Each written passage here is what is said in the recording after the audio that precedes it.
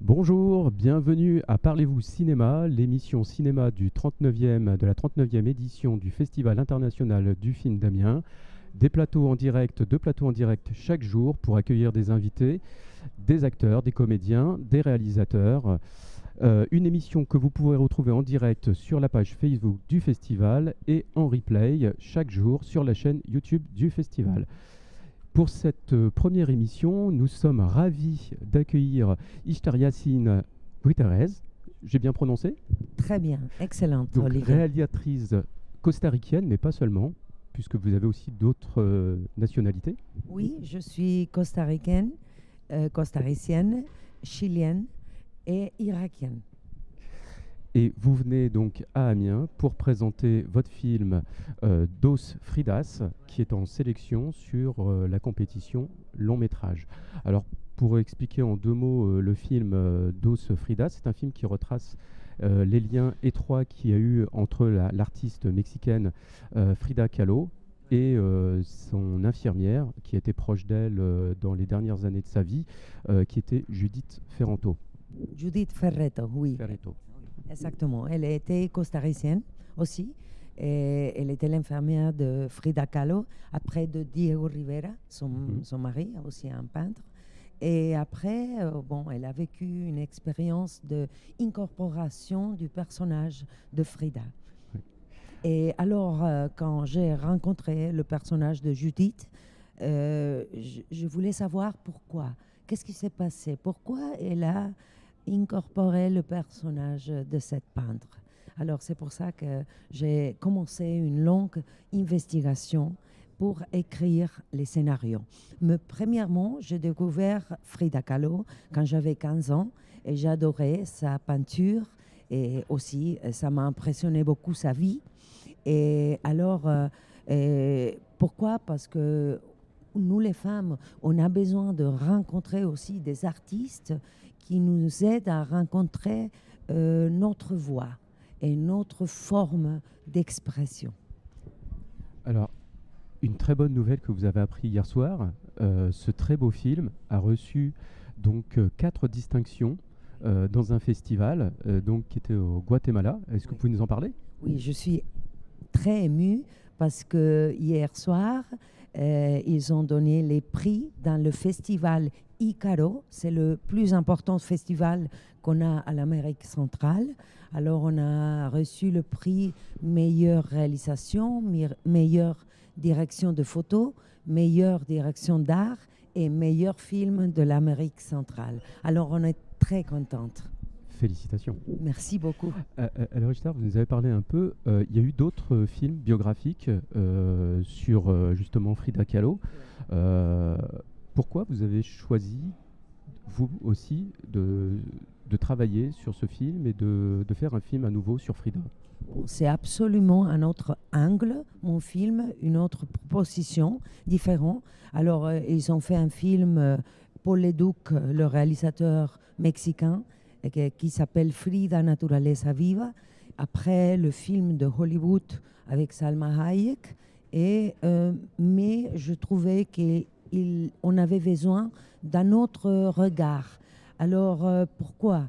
Parce que je trouve que Frida, elle travaille avec l'inconscient, avec des images des rêves, de l'inconscient, de sa mémoire. Et je voulais faire un film pas linéal, un film aussi qui travaille le temps d'une forme différente et aussi montrer le passé et la relation avec Frida Kahlo, pas comme une reconstruction historique, mais à travers de sa mémoire, de son regard. Alors, ça me laissait plus de possibilités de création et aussi parce que je voulais que vous voyiez le film comme si vous avez le cieux et le regard de Frida Kahlo. Donc, une grande artiste, féministe, anticonformiste, c'est ce qu'on retrouve aussi dans le film. Oui, bien sûr. Surtout, trouver la liberté absolue d'expression et pas essayer de raconter d'une façon traditionnelle une biographie, sinon à partir d'une autre nature de jeu. La nature de jeu qui utilisait Frida Kahlo dans ses peintures aussi. Et aussi, je voulais chercher les sources de Frida Kahlo. Et quelles sont les sources? Alors, l'art populaire de l'Amérique latine, aussi la mythologie indigène et aussi une autre forme de rationalité. Ce n'est pas une rationalité logique, on peut dire, ou rationnelle, c'est une rationalité magique, mythique. Alors, c'est ça qui m'intéressait. Je propose, c'est qu'on voit la bande-annonce du film pour découvrir justement ces images. Donc tout de suite, Excellente. on regarde la bande-annonce. Merci.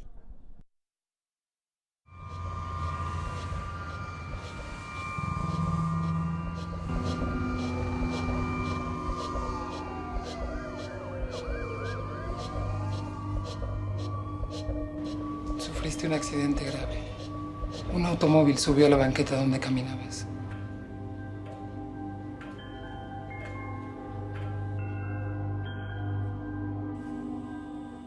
¿Cuál es su experiencia, Judith? Ese es su nombre.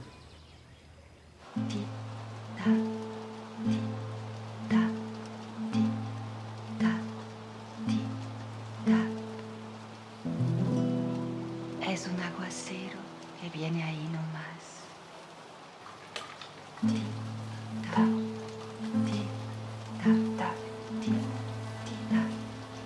Prométeme que no me vas a dejar sola la noche en que me muera. Te lo prometo.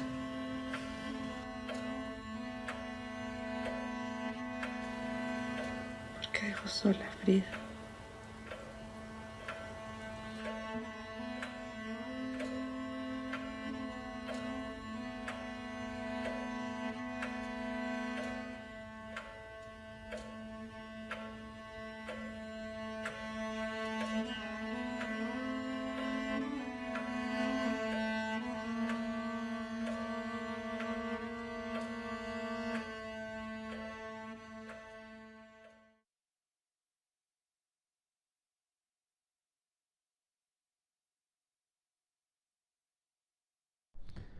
Alors, sur cet extrait, donc, on voit ces deux personnages, Frida et Judith. Dans le film, Dos Fridas, c'est deux Frida, elles fusionnent. Donc, ces deux personnages ont une union. Ouais, exactement. Bon, vous comprenez que l'infirmière, c'est une personne très importante pour quelqu'un comme Frida Kahlo. Alors, ils ont eu une union très forte à travers la douleur, à travers l'amour, à travers la mort. Et alors, c'est justement ça. Et aussi, je peux dire, bon, ils ont dit qu'il y a même 3 Frida, parce que moi-même, j'ai vécu une expérience très forte avec le personnage. J'ai fait une pièce de théâtre en 1997 sur Frida Kahlo. Alors moi-même, j'avais une incorporation aussi du personnage, de cette personnage. Ouais. Pour les téléspectateurs qui ne connaissent pas, est-ce qu'on peut décrire un peu la toile de Frida, Dos Fridas? En fait, on la voit, il y a deux personnages, deux Frida l'une à côté de l'autre dans la toile, pour ceux qui connaissent la toile, qui sont reliés. Et notamment, il y a une des Frida qui a la main posée sur son ventre. C'est quelque chose aussi qu'on va retrouver, cette question de la maternité dans le film. Bon, il y a beaucoup des explications sur ce tableau, Dos Fridas, mais il y a une que j'aime beaucoup. Et dans son journal intime, Frida Kahlo, qui a écrit ses dernières années de vie, c'est justement le moment quand Judith arrive, elle parle que quand elle était petite, elle avait une amie imaginaire. Alors elle jouait toujours avec sa imagination, avec cette amie imaginaire. Et aussi, c'est des inspirations pour créer cette peinture des Dos Fridas. Alors, je trouve que bon, c'est important de se souvenir de cette relation et aussi la maternité. Alors, il y a aussi un personnage important dans le film, c'est la petite fille avec la masque comment est-ce qu'on dit, la masque de mort. Et elle représente la mort, mais elle représente aussi le fait que Frida Kahlo et Judith, elles n'ont pas eu des enfants. Et alors, c'est comme la mort d'un enfant. Parce que c'est un film finalement sur l'amour au-delà de la mort. Exactement. C'est pour ça aussi que ça m'a passionné beaucoup d'aller vivre au Mexico. J'habite là-bas depuis presque 9 ans. Je suis allée là-bas pour sentir sa culture, pour vivre à Mexique parce que c'était nécessaire pour écrire les scénarios. Et aussi, ça m'intéressait la relation qu'ils ont avec la mort à Mexico. C'est très particulière. Bien sûr, la mort, c'est une chose terrible. Ça peut être si elle est injuste, mais en même temps, il y a une célébration de la mort. Comme si la vie et la mort, ils sont ensemble. Il n'y a pas une différence, comme si c'est un cycle. Vous savez, c'est pas seulement l'individu, l'individualité qui meurt, c'est la vie qui continue toujours. Alors c'est ça qui me passionnait beaucoup. Et c'est pour ça que j'avais besoin de vivre dans ce pays. D'ailleurs, plusieurs fois dans le film, Frida va dire à Judith « Ne m'oublie pas ». Exactement. C'est une vraie phrase. C'est Judith qui l'a dit, que Frida, elle a répété cette phrase « Ne m'oublie pas ». Elle a donné aussi une bague qui l'accompagnait toute sa vie, et avec les initiales de Judith et de Frida. Alors, c'est comme une chose, comme une sentence, comment est-ce qu'on dit, une sentence, une chose qui a marqué à Judith pour toute sa vie. Ne m'oublie pas, et nous, on ne l'oublie pas. Et ça veut dire que Frida, et même les artistes, les gens, ils peuvent vaincre la mort, ils peuvent continuer, même s'il y a la mort, à vivre dans le cœur de nous.